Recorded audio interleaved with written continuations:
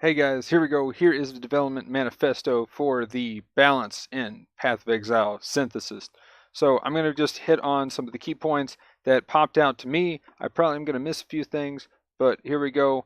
Here's what was interesting to me. So let's go ahead and dig right in. So they're just talking about in the first couple of paragraphs about, they're going to look at self-casting. So awesome. They've reviewed VOS skills and skills from items, a small number of spells that were considered too powerful, like brands. Just made a build guide video for that one. Hopefully it's not too bad. But yeah, they were way too easy. I said in the video, it seemed way overpowered. Probably not going to feel that bad even. Winter Orb and Blade Vortex. Hey, look at that.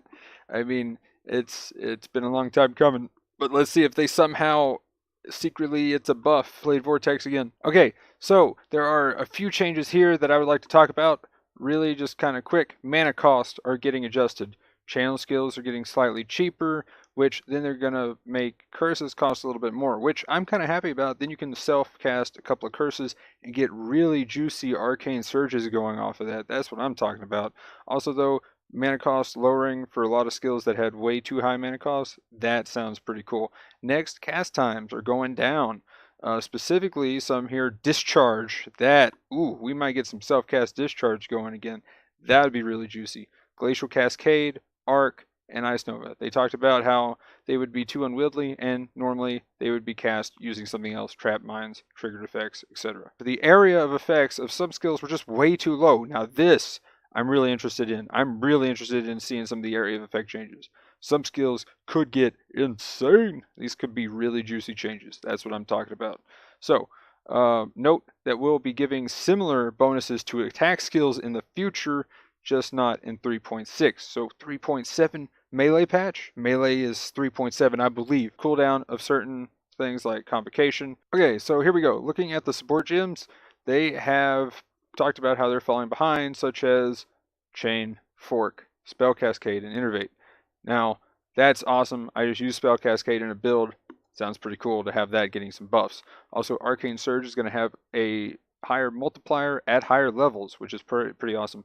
Onslaught and Summon Phantasm, you gain the effect when hitting rare or unique enemies. That is crazy. Now you have a surefire way to get Onslaught, especially while leveling. Ooh, racing is going to be really cool this league. Powerful bosses, especially the Elder and Shaper, previously had significantly less effect of curses on them to stop temp chains and enfeeble from just going out of control, really. I mean, trivializing the encounters is what they say there.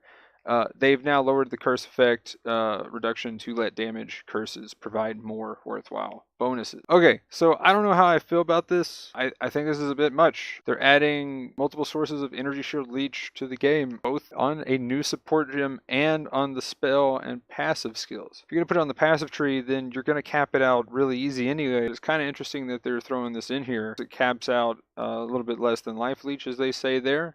So that's kind of cool because you can get so much energy shield. But they're saying Ghost Reaver now doubles your maximum energy shield per second in addition to turning all life leech into energy shield leech. I don't know how I feel about that either, because then, I mean, you're just going to easily get tons of leech from way too many sources. You can literally find it from anything. Maybe that's a good thing. So maybe I'm wrong here.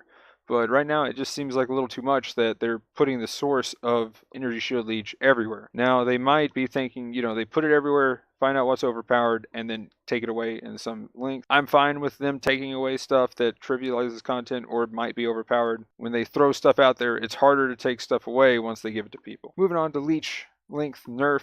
Pretty much what they did is now for the Slayer Leech, any individual effect of Leech cannot last more than 5 seconds. And then the Ascendant Slayer passive is 5% lower. So that ends up 2.5 seconds. That's not really that bad of a nerf. Having like a minute, that's just insane. If you've had any crazy tanky Slayer Leech build, especially in the past, I've done a few, like it's insane. You just sit there, you got like 7 AK life. I did it with my explosive arrow. That build pretty much couldn't die. It was crazy, like how much leech I was getting back from that. It was completely insane.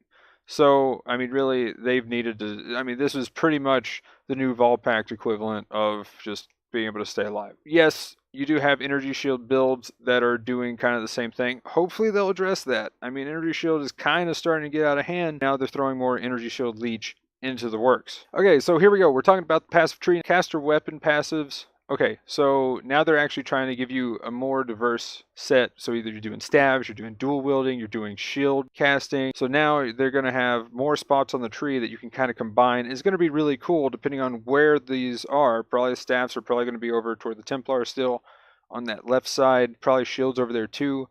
But we'll see where scepters and wands end up. Probably wands will be up at the top. So you could go with wands and maybe like some fire, cold, lightning up there above the witch. And even you could go from the trickster and stretch over and get whatever you need. So I really kind of like them adding stuff like this. I know it really kind of, pigeonholes you and do exactly what you want, kind of an illusion of choice, sort of, as far as what the tree will look like.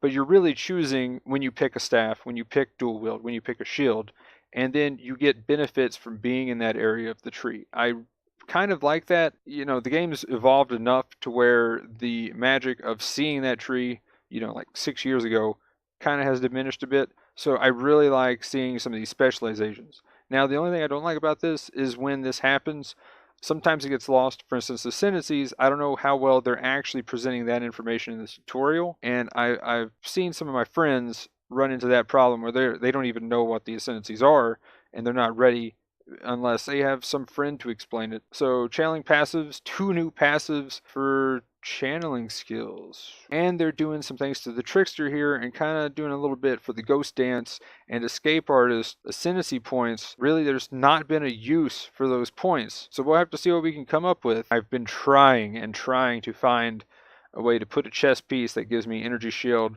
to where I can either do a hybrid setup or just straight up use energy shield with evasion and create an energy shield evasion build with it. So I'm really curious to see what happens. Also, frenzy and power charge generation while channeling to the swift killer notable.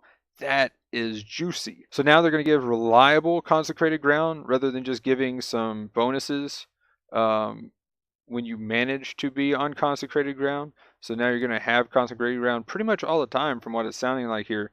Sanctified no longer creates consecrated ground when you hit or on kill, and instead will always create consecrated ground around you while you're stationary. Now there's a maximum and a minimum of 0 and 100%. Effects that gave enemies an additional chance to be critically hit have all been changed to instead increase the chance of critical hits against them or give additional critical chance before modifiers as if the attacker had critical bonus against the target rather than an additional chance added on top. So I mean, I guess this is going to be anybody who is doing crit builds and wanting to do crit builds, this is a buff. Wonder if they're doing anything to element or overload. Kind of curious to see that. +1 maximum totem veiled mod appears as a mod on Shaper Shields. Kind of hate that it's just on Shaper Shields. I wish they kind of put it on both Shaper and Elder Shields. Damage immunity. So they've made changes to prevent total immunity to specific damage types. This was leading to trivializing content. That's one reason why they nerfed a lot of it last patch. So players' maximum resist now can never go above 90%. I mean, that's actually kind of cool. Now they can start balancing certain things around that.